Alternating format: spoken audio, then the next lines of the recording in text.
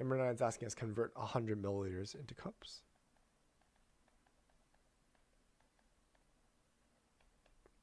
So what I can do here is I'm looking at some type of measurement, right?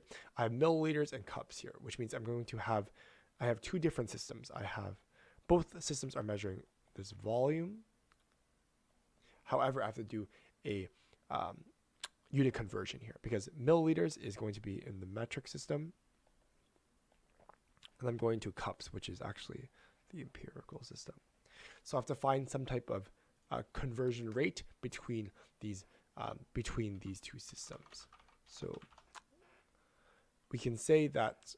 So we can say in terms of our conversions, we can say that 1 milliliter is equal to 0.0042267 cup.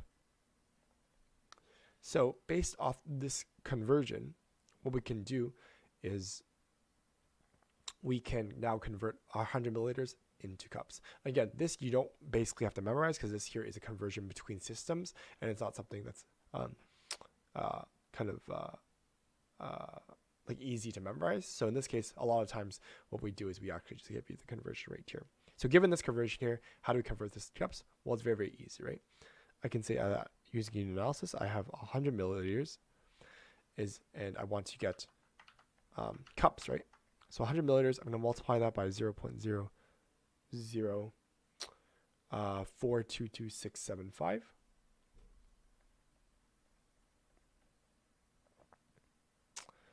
cup, and then this is per 1 milliliter, right? So I can say is I can actually cancel out this milliliters,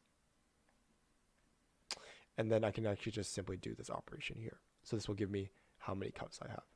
So I have 100 times 0.0422675.